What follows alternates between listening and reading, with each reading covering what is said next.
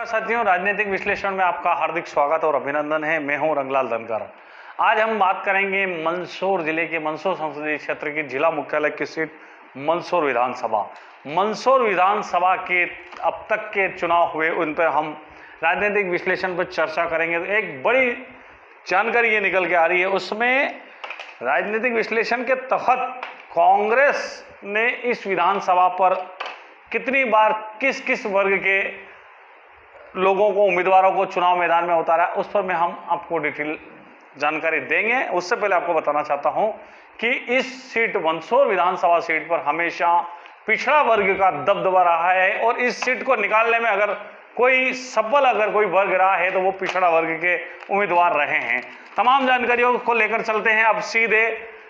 मंदसौर विधानसभा के 5 बार विधायक जीतने वाले अगर कोई हैं तो वो ओबीसी वर्ग से श्याम सुंदर पाटीदार। 6ठी बार जब उनको कांग्रेस ने विधायक पद का उम्मीदवार बनाया तो वो कैलाश चावला के सामने 1990 में चुनाव हार गए थे और हारने के बाद उनकी राजनीतिक यात्रा भी समाप्त हो गई थी, क्योंकि वह वृद्ध होने के कारण वो उनका निधन भी हो चुका था। अब हम सीधे चलते हैं 1998 की बात करेंगे, जहां पर 1998 में कांग्रेस ने पूर्व विधायक नवकृष्ण पाटिल को पहली बार टिकट दिया था और उनके सामने भारतीय जनता पार्टी ने चावला जी को टिकट दिया था, कैलाश जी चावला को। जो पहला चुनाव 1998 में कैलाश चावला ने नवकृष्ण पाटिल को 11,500 के लगभग वोटों से चुनाव हरा दिया था। दूसरी बार फिर कांग्रेस ने नवकृष्ण पाटिल के चेहरे पे ही दाव लगाया और दाव के तहत यहां पर कांग्रेस के नवकृष्ण पाटिल 2500 के लगभग वोटों से कांग्रेस चुनाव जीतने में सफल हो गई थी। अब तक के चुनाव में अगर यहां 1998 से 2003 तक जो चुनाव हुए उसमें कुल मिला के लगातार ओबीसी वर्ग को टिकट मिलता आ रहा है। अब अपन सीधे चलेंगे 2003 के बाद 2003 का जो चुनाव हुआ था 98 के बाद, उसमें 2000 चुनाव में 3 में भी कांग्रेस ने नवकृष्ण पाटिल को तीसरी बार विधानसभा का उम्मीदवार बनाया और वे भाजपा और संघ के पूर्व विधायक ओम प्रकाश सकले पुरोहित, ओपी पुरोहित, ओम प्रकाश जी पुरोहित के सामने नवकृष्ण पाटिल चुनाव हारने में 22,700 वोटों से चुनाव हारने में असफल रहे थे और उस समय उमा भारती की लहर थी 2003 में। अब सीधे फिर उसके बाद नया गणित ज्ञान बना।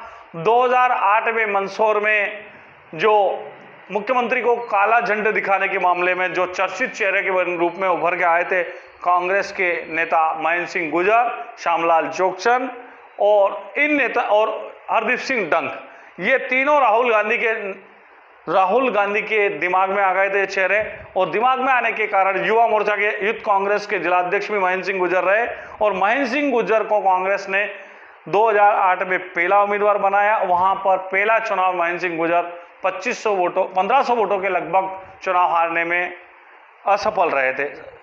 अब फिर दूसरा चुनाव भी महेंद्र सिंह गुर्जर को कांग्रेस ने चुनाव लड़ा है, जो ओबीसी वर्ग से बिलोंग करते हैं, और वो दूसरा चुनाव भी वहां पर उनके सामने नाथूलाल कामराज, दिवंगत कांग्रेस नेता, ने चुनाव लड़ा बागी। ये पहला चुनाव बागी लड़ा था, उसमें 3000 वोट लगभग 2008 में 3000 के 5000 के लगभग नाथूलाल जी कामराज वोट लेके आए थे। उसके कारण महेंद्र सिंह गुर्जर कांग्रेस के उम्मीदवार 1500 वोटों से हार गए थे। दूसरा चुनाव जब हुआ था 2013 में, तो उनके सामने कांग्रेस की नेत्री आशिया बी जिला पंचायत अध्यक्ष रही थी, उपाध्यक्ष रही थी। वो चुनाव लड़ने के कारण यहाँ पर कांग्रेस के उम्मीदवार, वो भी ओबीसी से, महेंद्र सिंह गुर्जर लगभग 17,000 महेंद्र सिंह गुर्जर यहाँ काफ़ी वोटों से 22,700 वोटों से लगभग, नहीं 22,000 नहीं है, मतलब कुछ अधिक वोटों, 17,000 वोटों से कुछ 25,000 वोटों से यहाँ चुनाव महेंद्र सिंह गुर्जर आ गए। फिर उसके बाद पहली इतने बाद करीब 2, 6, 5 पाटिल को 3 चुनाव लड़े, 5 ने 3, 8, 2 चुनाव महेंद्र गुर्जर लड़े। 10 चुनाव के बाद पहली बार जनरल वर्ग से पूर्व मंत्री नरेंद्र नाटा को, जो हमेशा उनको टिकट मनासा से मिलती थी, उनको वहां से टिकट काट के उनको मंदसौर से टिकट दिया और यहां पर नरेंद्र नाटा पूर्व मंत्री चुनाव लड़े। उनके सामने यशपाल सिंह सिसोदिया ने उनको 17,000 वोटों से चुनाव हरा दिया गया है। अब देखना यह है कि यहां पर केवल एक बार जनरल वर्ग को टिकट मिला और वो भी 17,000 वोटों से चुनाव हार गए। उससे पहले यहां पर एक बात और बताऊं, श्याम सुंदर पाटीदार के इन 5 बार विजयी होने के दौरान एक बार अंतिम बार पूर्व विधायक धनसुखलाल भाचावत को एक बार टिकट यहां मिल गया था, लेकिन राजनीतिक कसावट के कारण और अपनी मजबूत पकड़ भोपाल में होने के कारण पूर्व विधायक दिवंगत विधायक श्याम सुंदर पाटीदार ने उनकी टिकट रिप्लेस करवा दी गई थी। धनसुखलाल भाचावत को टिकट मंदसौर से मिल गया था, लेकिन वो रिप्लेस हो गई थी। मतलब कुल मिला के ताजा तरीन खबरों के साथ हम ये कहना चाहते हैं कि कांग्रेस ने हमेशा यहाँ ओबीसी पे दाव लगाया है और ओबीसी ही लोग यहाँ पर सफल रहे हैं। कुल मिला के 3 से 4 चुनाव, 4 चुनाव कांग्रेस से ओबीसी वर्ग हारे हैं, लेकिन यहां से 5 चुनाव ओबीसी वर्ग ने जीता भी है। तो अब देखना है कि 2023 के विधानसभा चुनाव में कांग्रेस किसको टिकट, किस वर्ग को टिकट देगा, ये देखने वाली बात है। लेकिन अभी मंदसौर विधानसभा से कांग्रेस के कई नेता लॉबिंग कर रहे हैं दिल्ली और भोपाल।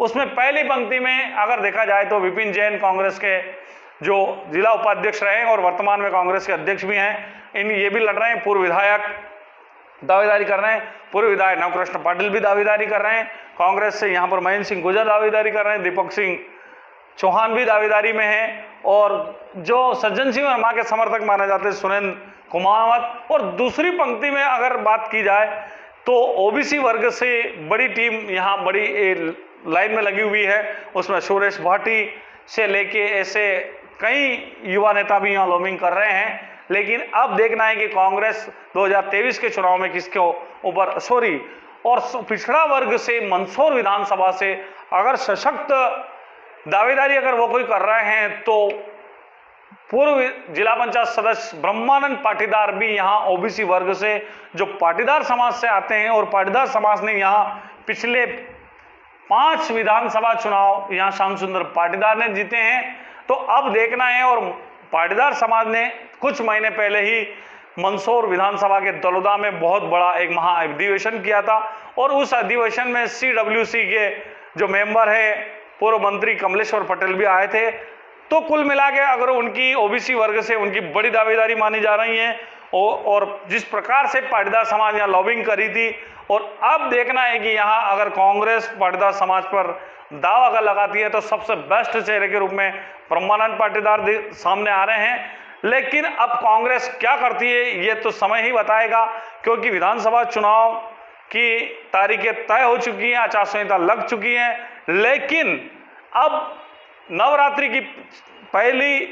नवरात्रि में कांग्रेस पहली सूची दे सकती है। अब उस सूची में मंदसौर विधानसभा का नंबर आता है या नहीं आता है, और किसको दिया जाएगा ये देखने वाला विषय है। लेकिन हम यही कहेंगे कि यहाँ सबसे ज्यादा और मजबूत अगर कोई वर्ग रहा है तो ओबीसी वर्ग रहा है। आप हमारी ताज़ा तरीन राजनीतिक विश्लेषण खबरों से जुड़े रहने के लिए हमारा यूट्यूब चैनल सब्सक्राइब करिए, और इस लिंक को आप अधिक से अधिक लोगों तक पहुंचाइए। बहुत बहुत धन्यवाद। Thank you so much.